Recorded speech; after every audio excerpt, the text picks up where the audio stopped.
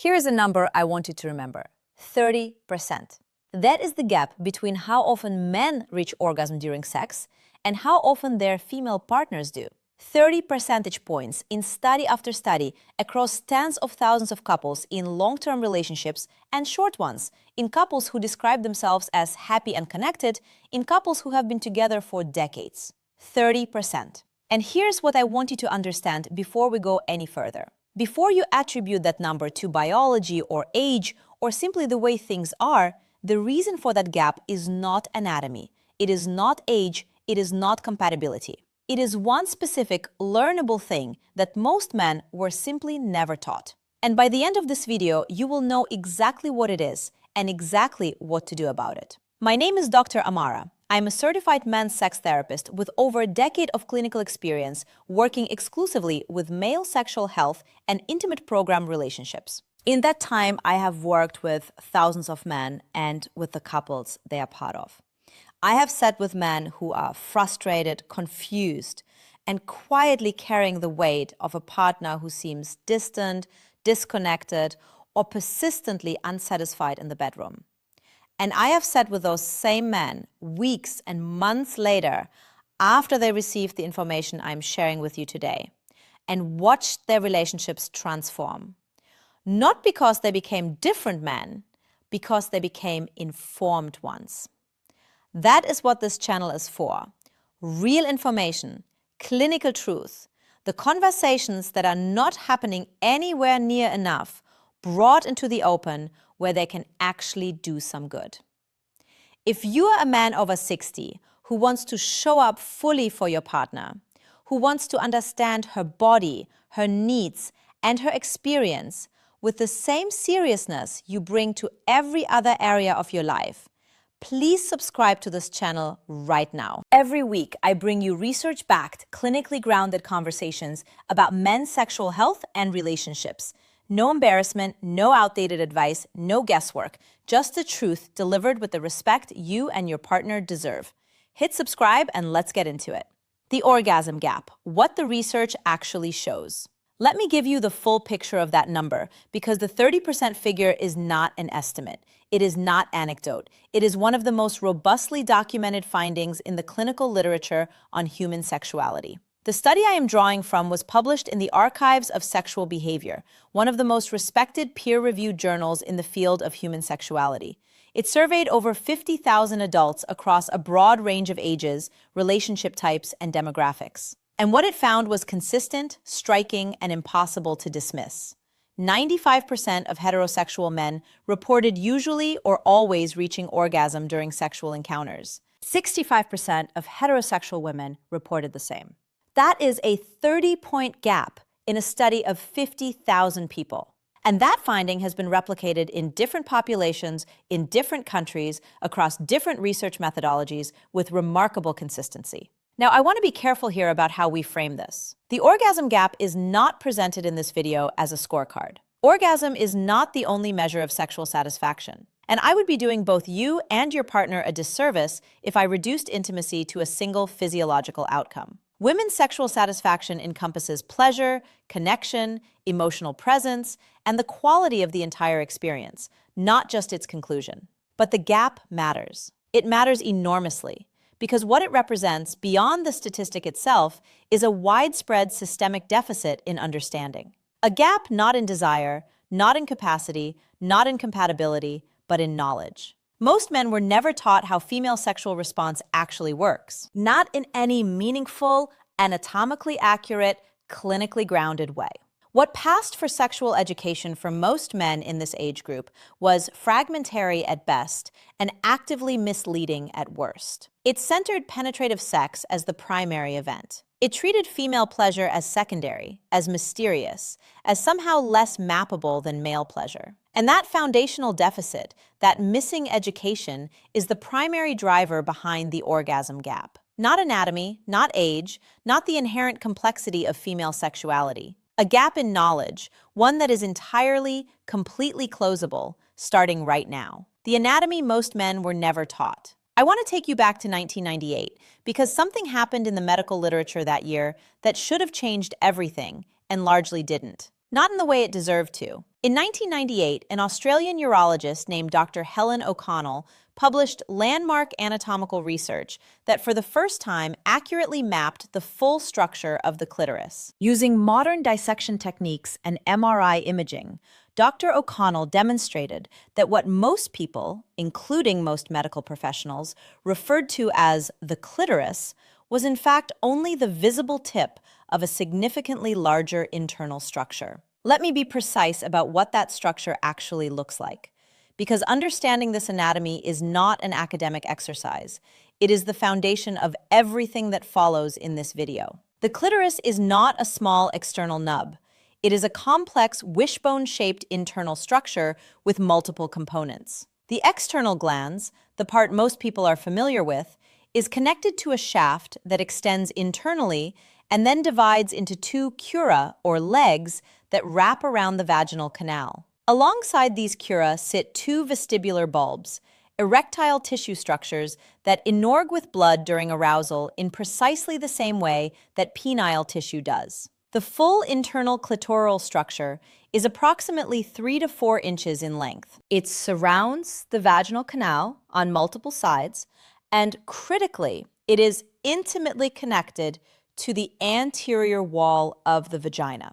The area commonly referred to as the G-spot is not a separate anatomical structure. It is, in the most current clinical understanding, the internal surface of the clitoral complex felt through the vaginal wall. Why does this matter so profoundly? Because it means that the anatomy of female pleasure is not mysterious. It is not unmappable. It is not fundamentally different in its logic from male anatomy. It is simply an anatomy that was not accurately described in medical textbooks until 1998, and that has still not made its way into the mainstream conversation around sex and intimacy in any meaningful way. Most men are navigating female sexuality with a map that is decades out of date. Today, you have the updated map, and with it, everything changes. The clitoral truth, the technique most men miss. Now let's talk about what this anatomy means in practice, because this is the section where the research becomes the most practically significant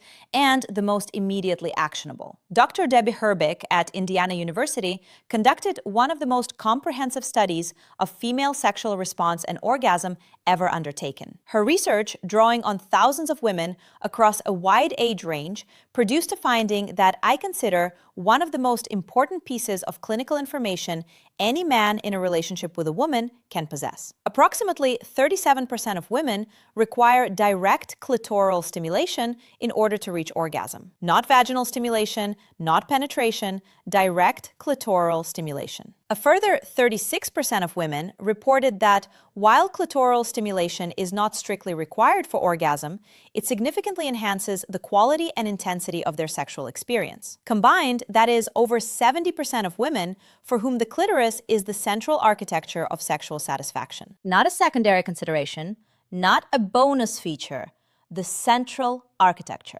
And yet, the overwhelming cultural script around heterosexual sex, the script that most men in this age group absorbed without question and have been operating from ever since, centers penetrative sex as the primary event, as the main act, as the experience around which everything else is organized. For over 70% of women, that script is anatomically misaligned with how their pleasure actually works. This is the technique most men miss. Not a physical maneuver, not a position, not a performance skill in the conventional sense. It is the understanding that for the majority of women, penetration alone is not the primary pathway to deep sexual satisfaction, and that the clitoris, in its full anatomical complexity, including its internal extensions, deserves to be the central focus of attention, not an afterthought. What does this mean practically? It means that manual stimulation of the external clitoris with patience, with attention, with genuine presence is not foreplay in the dismissive sense that the word is often used. It is not a warm-up act before the real show. For most women, it is the real show, or at minimum, it is an equally central part of what the real show needs to include. It means that oral stimulation, when a woman is comfortable with it and both partners are willing, is one of the most statistically reliable pathways to female orgasm that exists. Research consistently shows that women reach orgasm significantly more reliably through oral stimulation than through penetration alone. And it means that during penetrative sex, positions and angles that allow for simultaneous clitoral stimulation, either manually or through direct contact, dramatically increase the likelihood of mutual satisfaction. None of this requires performance. None of it requires stamina or physical capability that changes with age. All of it requires knowledge, attention, and the willingness to center your partner's anatomy as seriously as you have always centered your own. That willingness, that genuine informed attention, is the technique most men miss, and it is entirely within your reach. The role of emotional safety, why technique alone is never enough. I want to shift the conversation now because everything I have just shared with you about anatomy and technique rests on a foundation that, if it is not solid, makes all of it significantly less effective. That foundation is emotional safety. Dr. Emily Nagoski, one of the foremost researchers on female sexual response, describes the female arousal system in terms of a dual mechanism, what she calls the sexual accelerator and the sexual brakes. The accelerator responds to stimuli that the brain codes as sexually relevant and safe: touch, connection, desire, emotional presence. The brakes respond to stimuli that the brain codes as reasons not to be aroused: stress, disconnection, feeling unseen, unappreciated, or emotionally unsafe. Here is the critical clinical insight from this research. For most women, the brake system is significantly more sensitive than the accelerator, and the brake system does not distinguish between sources of stress: financial worry, relationship tension, feeling taken for granted. A critical comment from earlier in the day: the accumulated weight of feeling emotionally invisible in a relationship. All of these activate the brakes. And activated brakes do not simply reduce arousal. They can functionally prevent it regardless of the physical stimulation being applied. This means that no technique, however anatomically informed, however skillfully applied, can fully override a partner whose brake system is engaged. Emotional safety is not separate from physical arousal in the female sexual response system. For most women, it is a prerequisite for it. What does emotional safety look like in practice? It looks like a relationship in which she feels genuinely seen, not just as a sexual partner, but as a person, in which appreciation is expressed regularly and specifically, not just in the bedroom, in which conflict is repaired rather than allowed to accumulate, in which she trusts that bringing her needs and preferences into the conversation will be met with curiosity and care, not defensiveness or dismissal.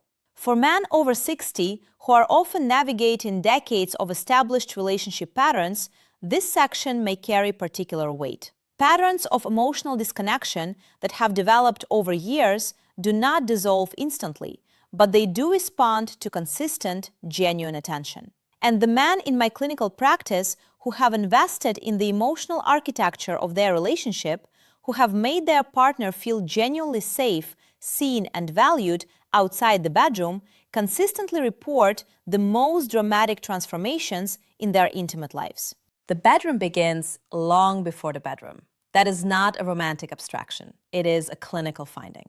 The slow-down principle: time as the most underrated technique. If I were to identify the single highest leverage change that most men over 60 could make immediately, the one adjustment that would produce the most significant shift in their partner's experience with the least complexity, it would be this: slow down, spend more time. I am aware that this sounds almost too simple to be the answer, but the research is unambiguous, and the clinical evidence from my own practice confirms it consistently. Multiple studies on sexual satisfaction in long-term couples have identified a clear and recurring pattern. When women are asked what they most wish their partner would do differently in the bedroom, across age groups, across relationship lengths, across cultural backgrounds, the most common answer is not a technique. It is not a position. It is not a product or a prop. It is time. More time in non-genital touch. More time in emotional connection, before physical intimacy begins. More time in what most people loosely call foreplay, though I prefer to reframe that word entirely, because it implies that what comes before penetration is somehow preliminary. For most women, it is not preliminary. It is central. Research on female arousal physiology helps explain why. The full arousal cycle for most women is significantly longer than for most men, particularly men in their younger years. Full genital engorgement, vaginal lubrication, and the kind of deep arousal that makes penetration genuinely pleasurable rather than merely tolerable for a woman. All of this takes time. Clinical estimates vary, but research consistently suggests that most women require a minimum of 20 minutes of arousal-building stimulation before they are fully physiologically prepared for penetrative sex. The research on average foreplay duration in long-term heterosexual couples tells a different story. The gap between what most women report as optimal and what most couples actually spend is, in the language of clinical research, significant. For men over 60, there is actually a profound opportunity hidden inside this finding. Because the natural changes that come with age, the longer arousal timeline, the greater need for sustained stimulation, are changes that align, rather than conflict, with what your partner has likely always needed. The shift that age brings to male sexual response is in many respects a built-in invitation to slow down, to be more present, to invest more time in the quality of the experience, rather than the speed of its progression. Men who embrace this shift, who stop experiencing their changed arousal timeline as a loss and start experiencing it as an invitation, consistently report that their intimate lives improve in ways they did not anticipate. Not despite slowing down, because of it. The over 60 dimension, her changing body, and what she needs now.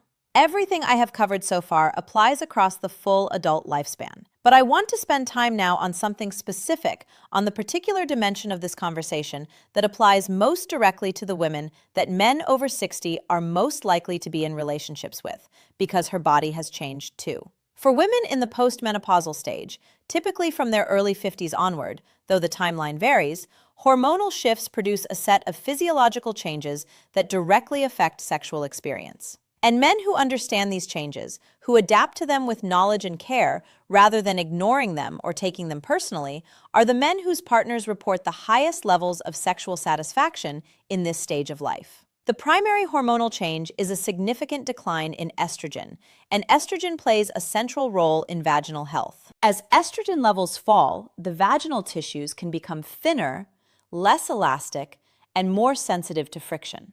Natural lubrication, which was previously produced relatively readily in response to arousal, may take longer to develop and may be present in smaller quantities. This does not mean that postmenopausal women are less interested in sex.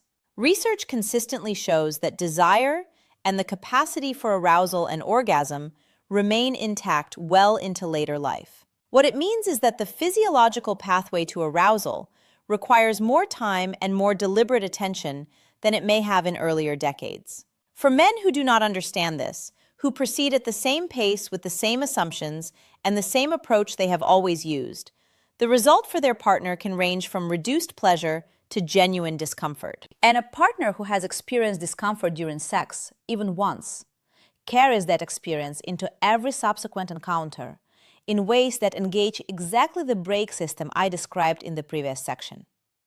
For men who do understand this, the implications are clear and actionable. More time in arousal-building stimulation before any penetrative contact. The generous use of a high-quality lubricant, not as an admission of inadequacy, but as a straightforward, clinically recommended adaptation to changed physiology that both partners deserve. Positions that allow her to control depth and pace, particularly in earlier stages of penetrative sex. And ongoing open communication about what feels good, what has changed, and what she needs in this specific chapter of her body's experience. There is also an emotional dimension to this that I want to name directly. Many postmenopausal women carry complex feelings about their changed bodies. Feelings that cultural messaging around female aging does nothing to help with. When a man approaches his partner's changed physiology with patience, with curiosity, with the clear message that she is desirable and that her pleasure matters enough to adapt to, the impact goes far beyond the physical. It communicates something profound about how she is seen. And as I described in the previous section, feeling genuinely seen is one of the most powerful accelerators in the female arousal system. Knowing her changing body is not just technique. It is one of the deepest forms of intimacy available to couples in this stage of life. The communication bridge, the conversation that changes everything. We have covered the research, we have covered the anatomy, we have covered the emotional architecture and the physiological changes of later life. And all of it, every single piece is made more powerful by one thing: direct, honest, caring communication. Let me give you the research finding first. A study published in the Journal of Sex and Marital Therapy found that only 28% of women report always communicating what they want sexually to their partner. 28%, which means that nearly 34 of women are having sexual experiences shaped more by assumption than by honest expression. And that is not because they do not know what they want.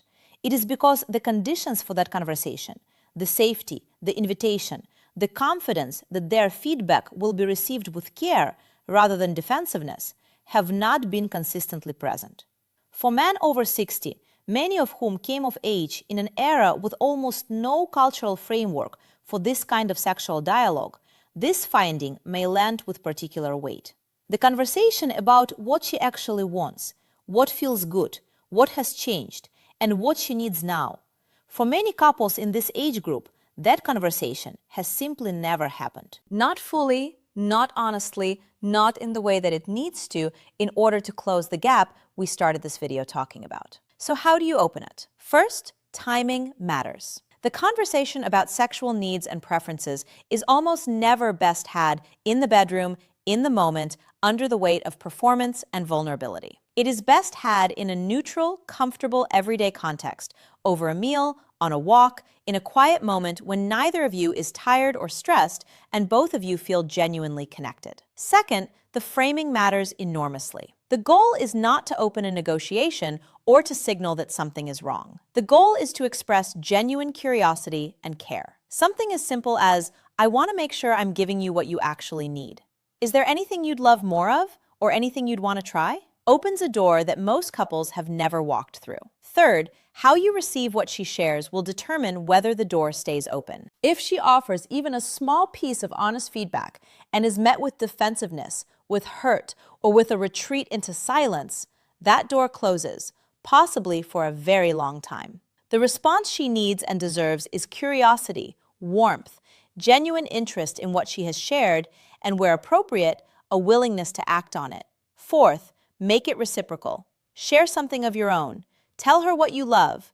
Tell her what feels most connecting for you. When the conversation is mutual rather than one-directional, it becomes intimacy rather than feedback, and that distinction matters for both of you. The couples who have the most satisfying sexual relationships in later life are not the ones who happen to be most compatible. They are the ones who have learned to talk to each other honestly, curiously, continuously. That conversation is available to you. It starts with one question asked with genuine care, and it changes everything. If this video gave you something real today, a new understanding of her body, a shift in how you think about intimacy, or the first steps toward a conversation you have been meaning to have, please share it with someone who needs to hear it. Leave me a comment below. Tell me what landed for you. Tell me what you want to explore next.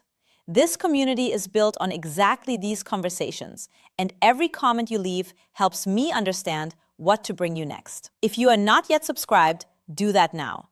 And if you want to go deeper on any of the research we covered today, female arousal, the communication bridge, intimacy after 60, every one of those topics has a dedicated video right here on this channel. Your partner deserves the best version of what you can offer, and so do you.